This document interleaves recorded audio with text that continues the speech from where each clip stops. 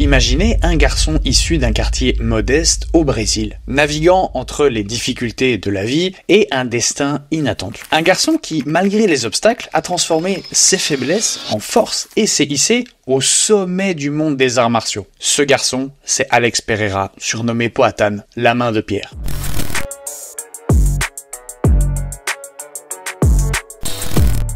Grandissant dans les rues rugueuses de São Bernardo do Campo, au Brésil, issu d'un milieu modeste, il rêve de grandeur mais se heurte constamment à la dure réalité de la vie. Ce garçon, c'est Alex Pereira, surnommé Poatan, un mot tupi-guarani signifiant main de pierre. Ce surnom sera porté fièrement, gravé par les coups qu'il infligera et recevra tout au long de sa carrière. Alex Pereira naît le 7 juillet 1987 dans une famille modeste d'origine amérindienne. Dès son plus jeune âge, il doit faire face aux difficultés financières. Et oui, la vie à São Bernardo do Campo n'est pas facile. Les opportunités sont rares et les tentations nombreuses. Pereira, comme beaucoup d'enfants de son quartier, est attiré par le monde de la rue. Le sport, notamment le football, est un moyen d'évasion, mais ce n'est pas ce qui capte véritablement son intérêt. À l'adolescence, Pereira commence à travailler dans un atelier mécanique pour aider financièrement sa famille. Le travail est dur, les journées sont longues et la rémunération maigre.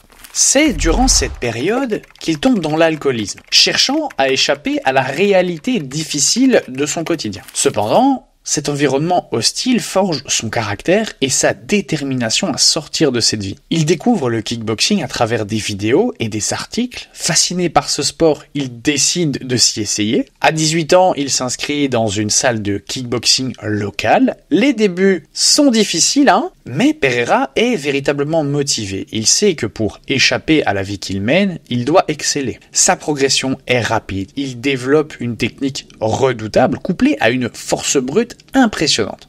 En 2012, Pereira fait ses débuts professionnels en kickboxing. Très vite, il se fait un nom grâce à son style agressif et sa puissance de frappe. Cependant, le chemin vers la gloire est semé d'embûches. Ses défaites renforcent son mental. Il comprend vite que chaque coup reçu, chaque chute, chaque défaite est une leçon, une pierre ajoutée à l'édifice de sa carrière. En 2017, Pereira atteint un sommet de sa carrière en battant Israel Adesanya en mars au Glory of Heroes 15.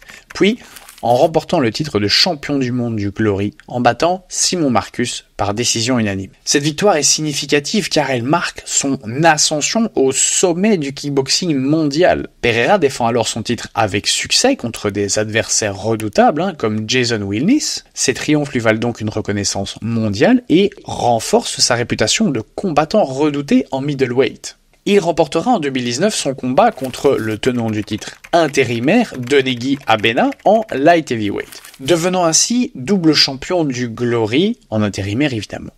Titre officiel qu'il gagne en janvier 2021 contre Artem Varitov et qu'il perd en septembre de la même année contre le même adversaire. Cependant, Pereira ne se repose pas sur ses lauriers. Il cherche constamment à relever de nouveaux défis, motivé par la quête d'excellence. Son passage au MMA marque une nouvelle phase dans sa carrière. Beaucoup doutent de sa capacité à réussir dans ce domaine différent puisqu'il commence sa carrière MMA pro pendant sa carrière de kickboxer en octobre 2015 avec une défaite d'entrée de jeu. Mais Pereira prouve rapidement qu'il a le potentiel pour exceller. Sa victoire spectaculaire par KO contre Thomas Powell lors de ses débuts au LFA, donc la Legacy Fighting Alliance, en 2020, marque le début d'une nouvelle ère. Les fans de MMA commencent à se demander jusqu'où il pourrait aller. En 2021, Pereira signe avec l'UFC, l'organisation MMA la plus prestigieuse au monde. Son arrivée est très attendue, notamment en raison de son passé en kickboxing et de ses victoires impressionnantes. Il fait donc ses débuts en novembre 2021 contre Andreas Michedilis, remportant le combat par KO avec un coup de genou sauté spectaculaire au deuxième round. Cette performance confirme donc son potentiel dans l'octogone et le place immédiatement sous les projecteurs. Alors qu'il gravit les échelons du MMA, Pereira est constamment poussé par les souvenirs de ses victoires passées et la promesse de succès futur. L'approche du défi ultime est marquée par son ascension rapide dans les classements de l'UFC. Pereira est le seul homme à avoir mis KO Israel Adesanya en kickboxing et leur éventuelle confrontation dans la cage de l'UFC devient un sujet de grande anticipation. En juillet 2022, Pereira affronte Sean Strickland lors de l'UFC 276, remportant une victoire éclatante par KO au premier round, consolidant donc sa position parmi les prétendants au titre. C'est ainsi que le défi ultime arrive lorsqu'il affronte Adesanya pour le titre des poids moyens de l'UFC en novembre 2022 à l'UFC 281. Malheureusement, durant son camp d'entraînement, Pereira subit une grave blessure à la main se déchirant les ligaments. Malgré la douleur et l'entrave du coup à la préparation, il décide de combattre. Sa performance est héroïque. Il utilise sa force et sa stratégie pour emporter vraiment la victoire et le titre de champion au 5e round. Après le combat, il déclare, je cite, « Je ne me suis pas très bien entraîné pour ce combat. J'aurais pu être meilleur, mais j'ai gagné. Je suis devenu champion. Beaucoup de gens disent n'importe quoi et ne savent pas ce qui s'est passé. Je me suis déchiré les ligaments. Je pense que je peux revenir meilleur pour ce prochain combat. » Cette victoire est donc plus qu'un triomphe personnel, elle solidifie sa place dans l'histoire des arts martiaux. Surtout qu'Adesanya à l'époque, voilà, même encore maintenant. Toutefois, la route vers la gloire n'est jamais sans obstacle. En 2023, Pereira connaît l'un des moments les plus difficiles de sa carrière, lorsqu'il perd son titre de champion des poids moyens de l'UFC lors de la revanche tant attendue en middleweight contre Israel Adesanya à l'UFC 287.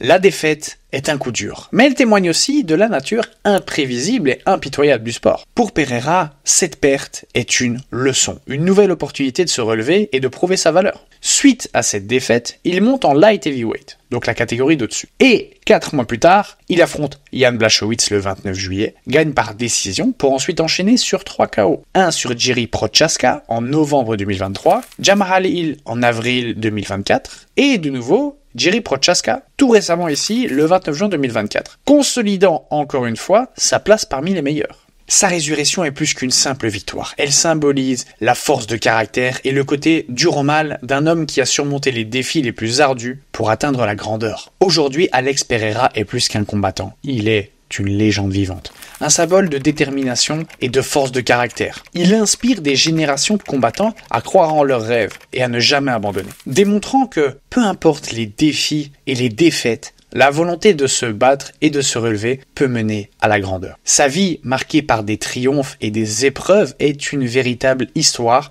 de persévérance et de succès. De ses débuts modestes à son ascension en tant que champion du monde, Pereira a prouvé que la résilience et la détermination peuvent surmonter les obstacles les plus difficiles. Comme d'habitude, ce fut un plaisir de te présenter ça. J'espère que cette vidéo t'a plu. Si c'est le cas, abonne-toi, like, partage. Nous, on se retrouve dans une prochaine vidéo.